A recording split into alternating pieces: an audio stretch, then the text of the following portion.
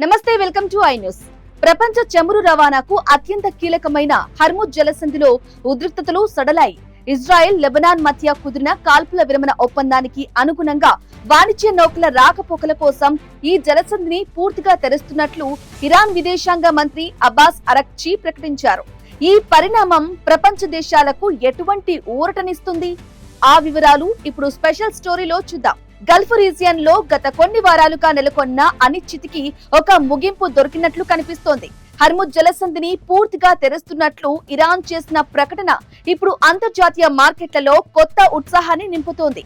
Iran విదేశాంగ మంత్రి అబ్బాస్ అరక్చీ ఈ విషయాన్ని స్వయంగా సోషల్ మీడియా వేదికగా ధృవీకరించారు. లెబనాన్ లో కుదిరిన 10 రోజుల కాల్పుల విరమణ కాలంలో అన్ని రకాల వాణిజ్య నౌకలు ఎటువంటి ఆటంకం లేకుండా ఈ జలసంధి గుండా ప్రయాణించవచ్చని ఆయన స్పష్టం చేశారు.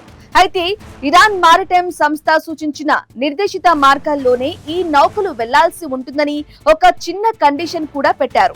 ఈ ప్రకటనపై అమెరికా అధ్యక్షుడు డొనాల్డ్ ట్రంప్ వెంటనే స్పందించారు. హర్ముజ్ జలసంధి పూర్తిగా తెరవబడింది, వ్యాపారాల కోసం సిద్ధంగా ఉంది అంటూ ఆయన ఇరాన్ కు ధన్యవాదాలు తెలిపారు. నిజానికి ఈ జలసంధి మూసివేత వల్ల ప్రపంచ వ్యాప్తంగా చమురు సరఫరా దెబ్బతింటుందని, పెట్రోల్ ధరలు మండుతాయని అందరూ భయపడ్డారు.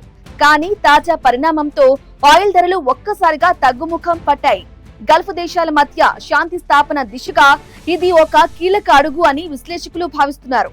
లెబనాన్ లో అమల్లోకి వచ్చిన కాల్పుల విరమణ ఒప్పందం వల్ల ఇజ్రాయెల్, హిజ్బుల్లా మధ్య పోరాటానికి తాత్కాలికంగా విరామం దొరికింది. ఇక ఇదే ఊపుతో అమెరికా, ఇరాన్ మధ్య కూడా శాంతి చర్చలు వేగవంతం అయ్యే అవకాశం ఉంది.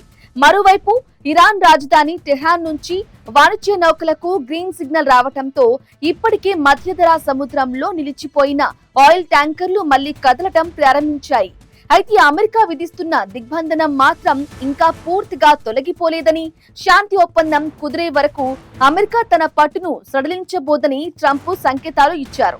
పాకిస్తాన్ మధ్యవర్తిత్వంతో జరుగుతున్న ఈ శాంతి చర్చలు సఫలమైతే గల్ఫ్ ప్రాంతంలో శాశ్వత శాంతి నెలకొనే అవకాశం ఉంది.